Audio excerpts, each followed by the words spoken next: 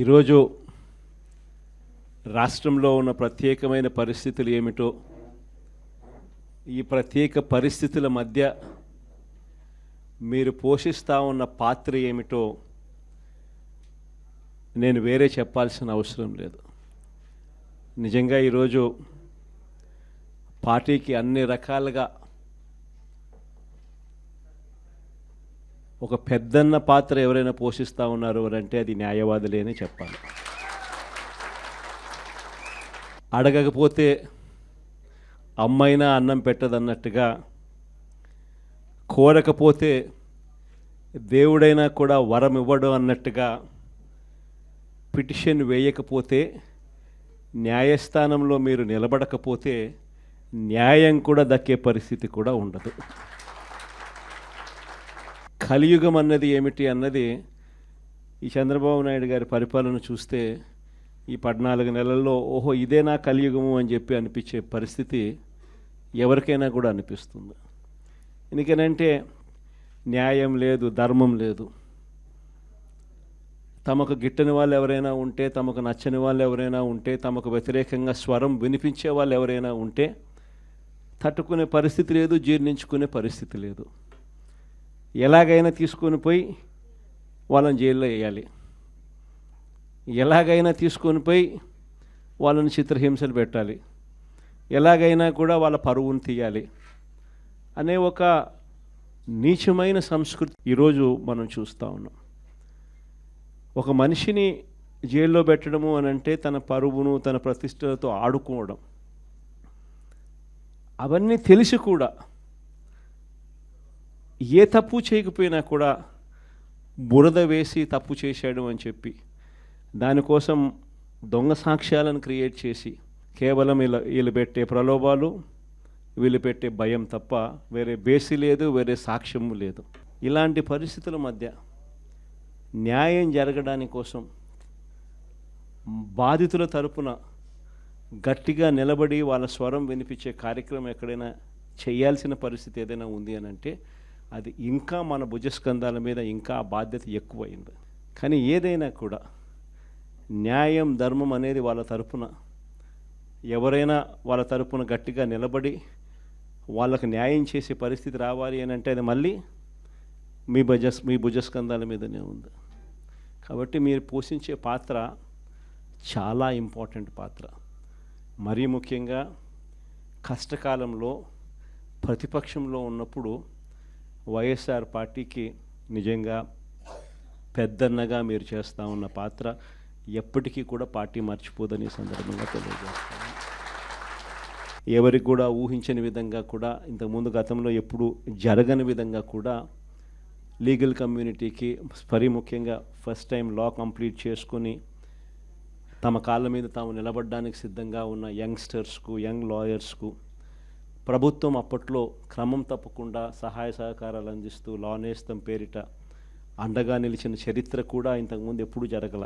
అదొక్క వైఎస్ఆర్సీపీ ప్రభుత్వం వచ్చిన తర్వాత మాత్రమే ఆ చరిత్ర కూడా చూసాం. అలాంటి పరిస్థితుల నుంచి నిజంగా అట్టడుగు వర్గాలకు తోడుగా ఉండాలని చెప్పి కార్యక్రమంలో భాగంగా ఏకంగా జీపీలు, ఏజీపీల నియామకంలో కూడా ఏకంగా 52% రిజర్వేషన్లు ఇచ్చి అట్టడుగు వర్గాలకు కూడా మంచి చేయాలి అని చెప్పి ఆలోచన చేసిన పరిస్థితులు కూడా గతంలో ఎప్పుడు చూడాల. అప్పుడు కూడా జరిగింది కూడా, అది కూడా వైఎస్ఆర్సీపీ హయాంలోనే. న్యాయవాదులకు సంక్షేమ నిధి కోసం 100 కోట్ల రూపాయలు వాళ్ళకు కేటాయింపులు చేసి అందులో 25 కోట్ల రూపాయలు ఖర్చు కూడా ఎప్పుడైనా జరిగింది అని అంటే అది కూడా వైఎస్ఆర్సీపీ ప్రభుత్వ హయాంలోనే.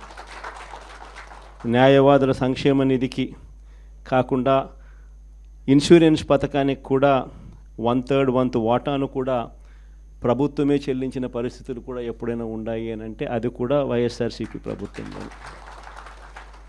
ఇవన్నీ కూడా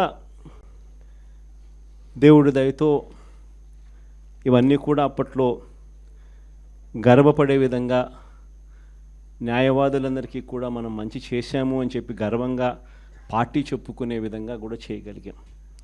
కానీ ఈసారి మాత్రం మీ అందరికీ ఇంకొక కొత్త విషయం చెప్తా. జగన్ 2లో వైఎస్ఆర్సీపీ 2లో చూస్తూ చూస్తూ 1.5 సంవత్సరం అయిపోయింది.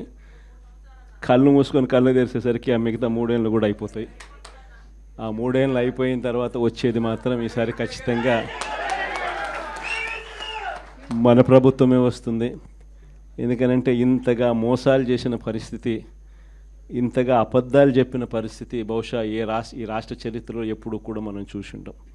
చివరికి లాయర్లకు కూడా మోసం చేసిన పరిస్థితులు కూడా మనం చూస్తూనే ఉన్నాం. సూపర్ 6లు సూపర్ 7లు అనేటి గాలికి ఎగిరిపోయినాయి. ఇంతకుముందు మన ప్రభుత్వ హయాంలో ఉన్న ప్రతి పథకం కూడా అన్నీ రద్దయిపోయినాయి. వీళ్ళు చెప్పిన హామీలన్నీ కూడా మోసంగా మిగిలిపోయిన పరిస్థితుల మధ్య ఒకవైపున అన్ని అబద్ధాలు మోసాలుగా కనిపిస్తూ ఉన్న పరిస్థితులు ఒకవైపున ఉంటే, మరోవైపున వ్యవస్థలన్నీ కూడా పూర్తిగా దిగజారిపోయిన పరిస్థితులు కనిపిస్తూ ఉన్నాయి. చదువుల రంగం తీసుకున్న, పేదవాడి ఆరోగ్యానికి సంబంధించిన రంగం తీసుకున్న, వ్యవసాయ రంగం తీసుకున్న, లా అండ్ ఆర్డర్ తీసుకున్న, గవర్నెన్స్లో ట్రాన్స్పరెన్సీ తీసుకున్న, ఏ రంగాన్ని తీసుకున్నా కూడా అన్ని రకాలుగా తిరోగమనమే కనిపిస్తుంది తప్ప ఈ రాష్ట్ర ప్రభుత్వంలో ఎక్కడా కూడా పురోగతి, అభివృద్ధి అనేది ఎక్కడా కనిపించని పరిస్థితి. మరోవైపున విచ్చలవిడి కరప్షన్, ఎక్కడ చూసినా కానీ కరప్షన్ అనేది మామూలుగా లేని పరిస్థితిలో ఈరోజు చూస్తూ ఉన్నాం.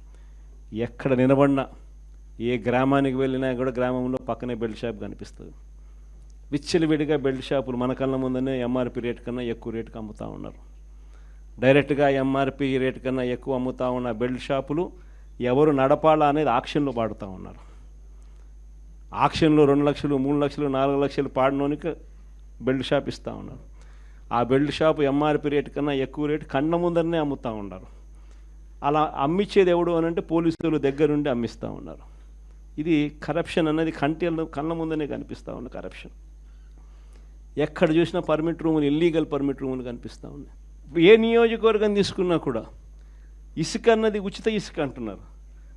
ఉచిత ఇసుక ఎవరికి ఇస్తూ ఉన్నాడు అనేది దేవునికి ఎరక. కళ్ళు ఎదుటే కనిపిస్తూ ఉన్నది ఇసుకే మన ప్రభుత్వ హయాంలో కన్నా డబుల్ ది రేటుకి అమ్ముతూ ఉన్నారు. మన ప్రభుత్వ హయాంలో అన్న ఇసుకన్నా కనీసము సంవత్సరానికి 700 కోట్లు 750 కోట్లు గవర్నమెంట్కి ఆదాయం వచ్చేది రాయల్టీ రూపేణ. ఇప్పుడు రాయల్టీ రాకపోగా ఇసుకేమో డబుల్ రేటుకి అమ్ముతూ ఉన్నారు. ఏ నియోజకవర్గం తీసుకున్నా కూడా పేకాట క్లబ్బులు దగ్గరుండి నడిపిస్తూ ఉన్నారు ఎమ్మెల్యేల క్యాండిడేట్లు. పోలీసులు దగ్గరుండి ఆ పేకాట క్లబ్బులకు ప్రొటెక్షన్ ఇస్తూ ఉన్నారు. ప్రతి పేకాట క్లబ్ నుంచి నీకింత నాకింత అని పంచుకుంటా ఉన్న కరెక్ట్. ఎన్ని కళ్ళ ముందరే కనిపిస్తూ ఉన్న కరప్షన్. నేనేం వెరైటీ అని చెప్పడం. కాంట్రాక్ట్లు ఇస్తే అమరావతి మామూలుగా 4,000 4,500 రూపాయలు కడితే బ్రహ్మాండమైన హైదరాబాదు బెంగళూరు లాంటి ప్లేస్లో కూడా 5 స్టార్ లాబీతో ఫ్లాట్లు నిర్మాణం 4,000 4,500 రూపాయలు పెడితే బ్రహ్మాండంగా కడతారు. కాస్ట్ ఆఫ్ కన్స్ట్రక్షన్ 4,500 రూపీస్ దాటదు. అమరావతిలో కాస్ట్ ఆఫ్ కన్స్ట్రక్షన్ 10,000 9,000. కళ్ళ ముందరనే మొబిలైజేషన్ అడ్వాన్స్. ఇంతకుముందు లేదు మొబిలైజేషన్ అడ్వాన్స్, ఇప్పుడు మొబిలైజేషన్ అడ్వాన్స్ ఇస్తున్నారు. అంటే పన్ను చేయకమునిపే 10% మొబిలైజేషన్ అడ్వాన్స్. మొబిలైజేషన్ అడ్వాన్స్ 10% ఇస్తున్నారు, అందులో 8% తీసుకుంటా ఉన్నారు. కళ్ళ ముందర కనిపిస్తూ ఉన్న కరప్షన్ ఇవన్నీ. పీపీఏలు ₹4.60. మన హయాంలో ₹2.49 మనం పీపీఏ చేస్తే నానా యాగి చేసినారు. ₹2.49 అనేది రాష్ట్ర చరిత్రలో ఎప్పుడు జరగల. దేశ చరిత్రలో కూడా అతి తక్కువ ధరకు మనము ₹2.49 పీపీఏ చేసుకున్న పరిస్థితులు. అలాంటిది వెన్నుదట్టి ప్రోత్సహించాల్సింది పోయి అప్పుడు కూడా మన మీద బురద జల్లినారు. తీరా వాళ్ళు వచ్చిన తర్వాత పరిస్థితి ఏంటి అంటే ₹4.60 పీపీఏ. కళ్ళెదితే ఇవన్నీ నేను ఎక్కడా కూడా కంటి ముందర కనిపించే కరప్షన్ మాత్రమే చెప్తా ఉన్నా. నియోజకవర్గంలో ఏ నియోజకవర్గం అన్నా తీసుకో, ఆ నియోజకవర్గంలో మైనింగ్ జరగాలన్నా, ఆ నియోజకవర్గంలో మట్టి గ్రావెల్ జరగాలన్నా, ఆ నియోజకవర్గంలో ఎవరైనా పరిశ్రమ నడుపుకోవాలన్నా ఎవరైనా కూడా నడుపుకునే పరిస్థితి లేదు. రావాలా, ఎమ్మెల్యేతో మాట్లాడుకోవాలా, ఎమ్మెల్యేకి ఇంత డబ్బు ఇవ్వాలా. పోలీసులు దాని దగ్గరుండి సహకరిస్తారు. ఎమ్మెల్యే ఇంత తీసుకుంటాడు, పైకి ఇంత పంపిస్తున్నాడు. కళ్ళ ముందర కనిపిస్తూ ఉన్న కరప్షన్ విచ్చలవిడిగా జరుగుతూ ఉంది. ఇలాంటి నేపథ్యంలో ఇంత మంచి చేసిన మనకే ఈ పరిస్థితి ఉన్నప్పుడు మరి ఇన్ని అబద్ధాలాడి ఇన్ని మోసాలు చేసి ఇంత దారుణమైన పరిపాలన చేస్తూ ఉన్న వీళ్లకు పరిస్థితి రేపొద్దున దేవుడు ప్రజలు తంతే ఎక్కడ పడతారో నేను వేరే చెప్పాల్సిన పని. ఈ జగన్ 2లో మాత్రం ఖచ్చితంగా ఎవరైతే పార్టీ కోసం చేసినారో ఈసారి ప్రతి ఒక్కరిని కూడా మర్చిపోకూడదు, డేటాబేస్ క్రియేట్ చేయండి అని చెప్తాను. ఈ డేటాబేస్ ఆధారంగానే రేపొద్దున ప్రతి ఒక్కరికి కూడా గుర్తింపు అనేది ఉంటుందనేది ఈ సందర్భంగా ఖచ్చితంగా తెలియజేస్తాను.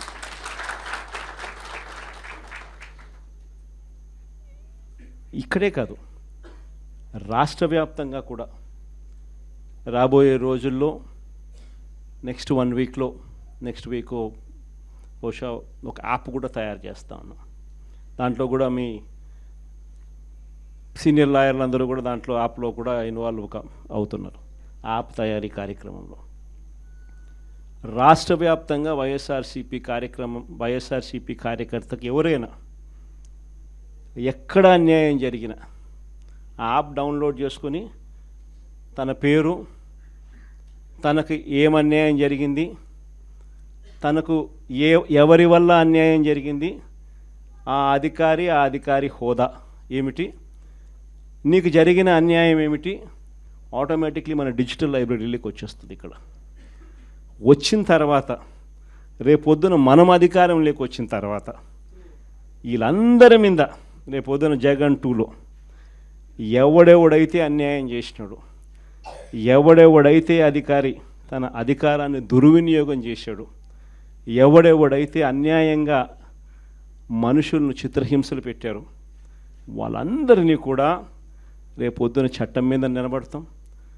చట్టం తన పని తాను చేసుకొని పోతుంది. ఎందుకంటే ఈరోజు చూస్తూ ఉన్నాం ఇవన్నీ కూడా.